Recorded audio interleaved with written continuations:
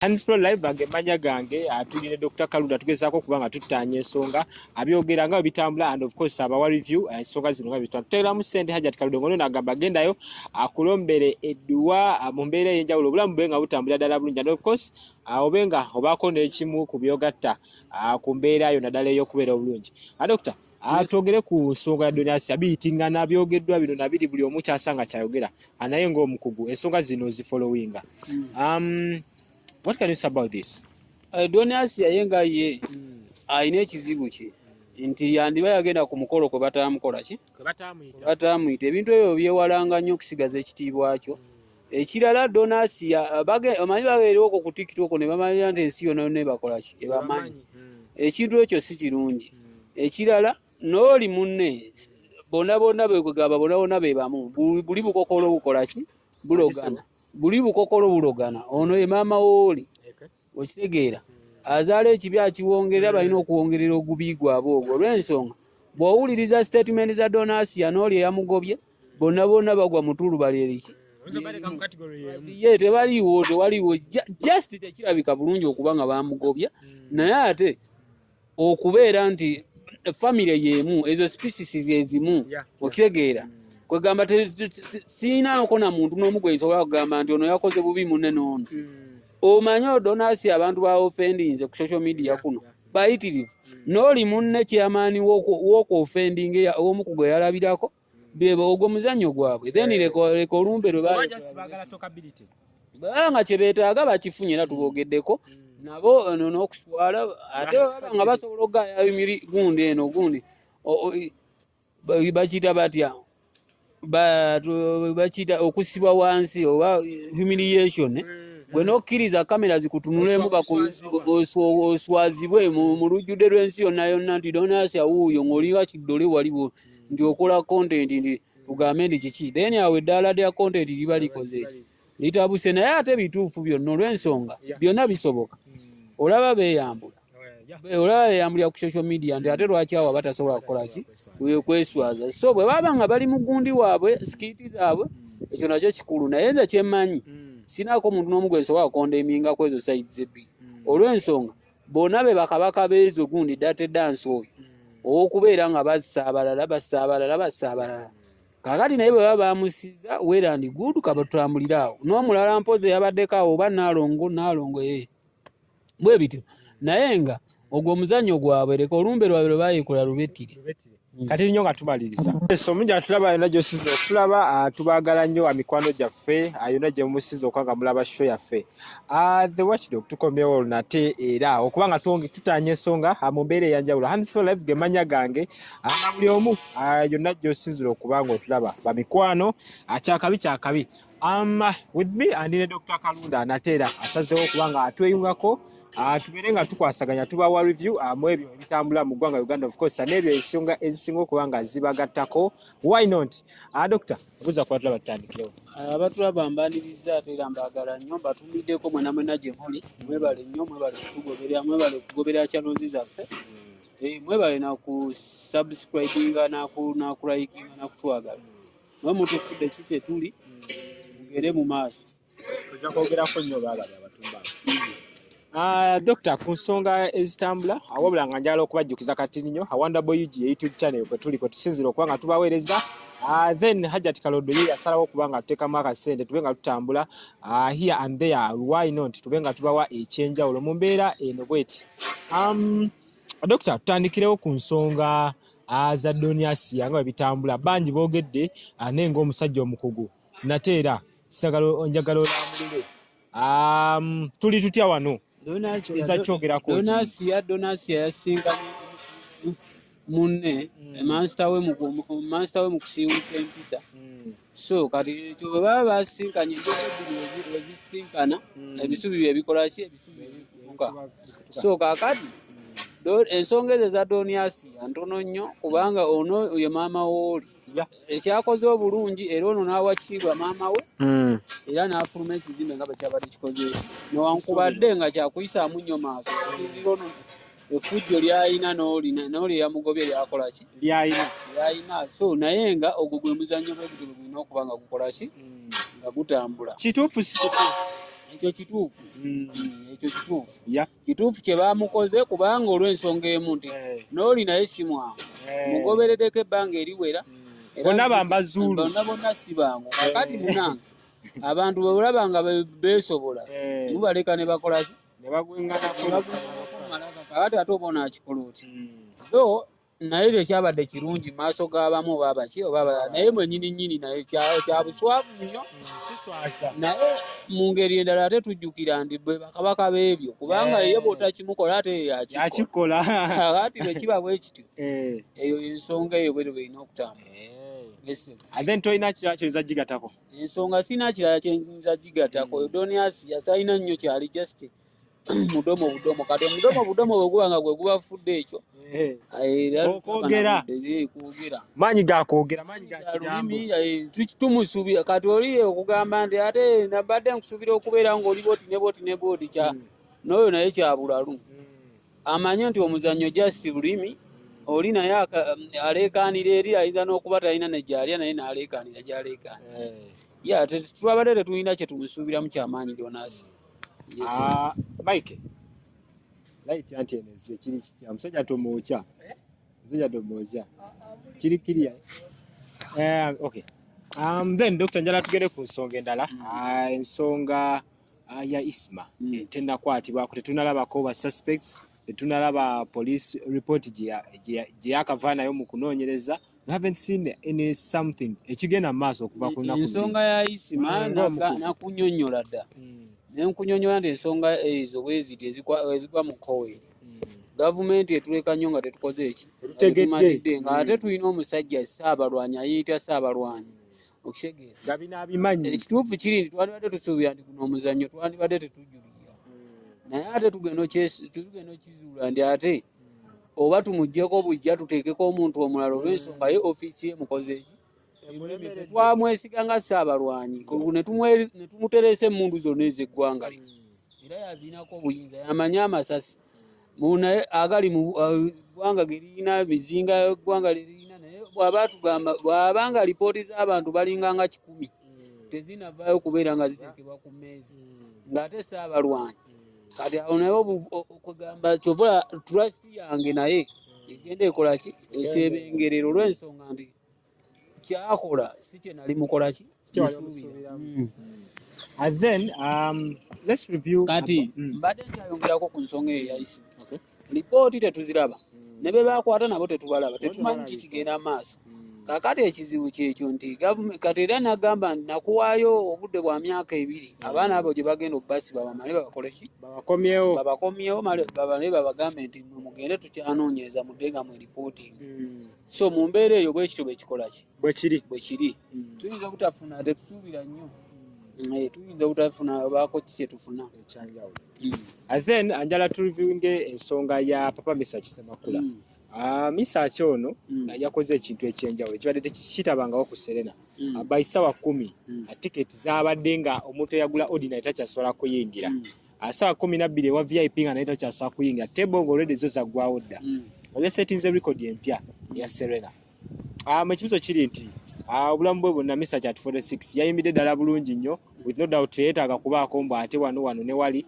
okwambala nga bwe mugezaako kubanga mulaba ebifaananyi ebyo takyalina nnyo kya proving nga Dr. Ndoza tukeziga nga yabadde ku show takyalina nnyo kya proving nga mu kwambala mitu by'okwambala stage yabadde yeeyo ya bulijjo tewali nnyo kyamaanyi ebyokutiisatiisa ebyabaali ba Spice bye baakola Misa 46 okuba ne bino byonna ebyabaddewo abantu ne bafuluma nga bamativu akasente kaabwe kalaze babadde satisfied nga show wagirabye soko abaddeyo Papa Misa Kisemakula webale mulimu omulungi gwe wakoze n'ekirala nebaza bannayuganda okusiima abantu bwe kigwanidde abasajja abo bayimbye ebyaddala n'ayimba oluyimba olusooka ne lukola n'ayimba oluyimba oluddako ne lukola n'ayimba oluyimba oluddako kati abantu nga babaweereza eggwanga lyabwe mu nsonga bwetu kirungi nnyo ne tubasiima n'okwagala okwo kumwalaze abantu mwena mwebala okutwaliza awamu okwagala okwo okungi kwe mulina eri abayimbi bammwe era abasajja abo bakwatiridde ekisawo kya music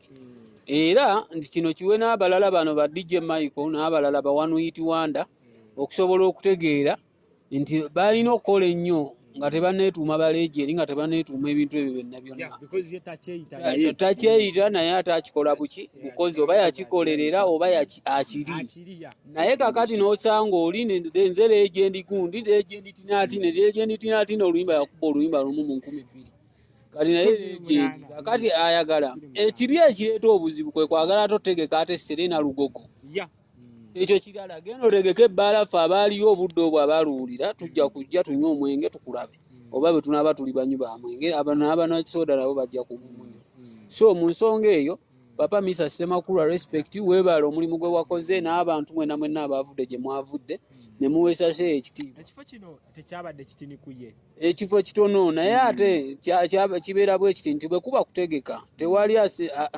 amanyi kusinga Katonda okitegeera Katonda yabeera emabega w'enteekateeka ki zonna era naye mu kutegeka yalabanga ekifo abo abantu bategese bwe bajja abakikoze eki abakimaze kakati gwe gwogamba kyabadde kitono ekituufu kyabadde kitono kweyo kiyinza obutaba kitono olw'okubanga kyajjudde essaawa 10 abantu bayinza okuba babadde n'ennyonta eyo ey'okulaba omuyimbi waabwe so kakati ennyonta eyo yabaproperinze okubeera nga bakola ki batuukira mu budde n'obalaba nga bwe wabalabye ye naye ekifo kigaziwa ate nekidda no tekigaziwa ekifo abantu bennyini babadde bamumala bagamba nti alisi yandikoze nga Shiba we yakola n'akola ennaku 2 anti tekyabadde ku pulogulaamu abantu abamu za advice bazireeta naye ng'ebintu bimaze okukola ki okuggwa n'ekirala tewaliwo ali mabega wa feti nti ziri zabadde entuuko za misaaki nga bwato Katonda byamukola ki bwe yamutegekera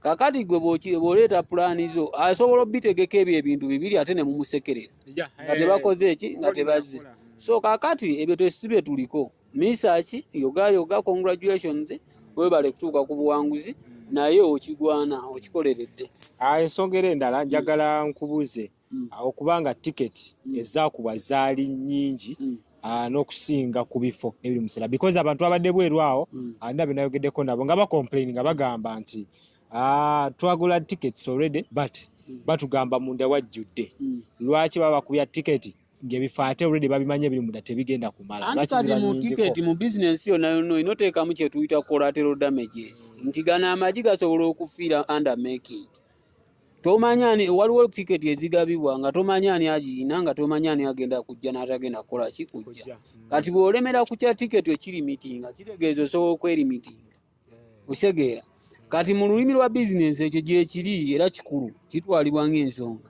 we expectinga collateral damages okusobola okukola ki okubaawo okusegeera kati ezo damages ze zibakozesa abantu lwaki babaddiza ssente zaabwe ate tebasobodde kuyingira wulira kino ensonga abantu tebasobodde kuyingira olw'ensonga nti tebakutte budde yes entrance yaguddewo sawameka baguddewo obudde nga bukyali kakati kabadde kikukakatako gwe ne tiketi y'okusikeera ekivulu ate ebivulu olwedde misaaki wakuyimba kiroze ndi mwagizi wa misaaki gwe nzizo olaba misaaki ayina kunya ku stage wabadde ku pulogulaamu kuba nali ndabyeko abayimbi abakola ki ate olwedde bayimba lwaggulu kati oli wagamba nti nze nja kuva wano mu kibuga wali ku Serena kumpi kaboda ka 12 banja kutambula waliwo abayimbi wano bemmanyi abakola show emisana najja n'akikuba n'amala n'atambula n'akola ki n'agenda ate yayigira abaana bato ekyo gwe okyogedde sinambiranye n'oyo mwana muteera naye nga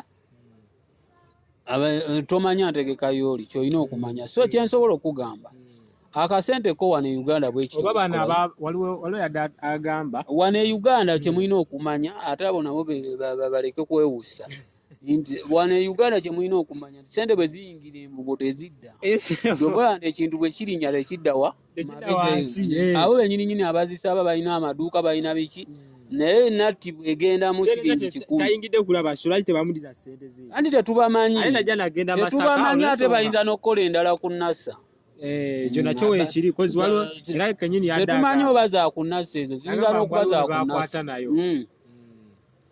so kati bw'obagamba mbasasule ojja kulaba nasa yonna nga bagireesa kubanga olede zafulumye edda ne bazikonsuminga so batuyambe baweese omukolo gw'ekitiibwa ogwawedde mu bulungi tewali n'omu yafudde Katonda abatuweera omukisa ekirungi omuntu waabwe yatuukiriza ekyo mwena abalina omutima gwa music abaagaliza misaki obulungi mubeere bagumiikiriza.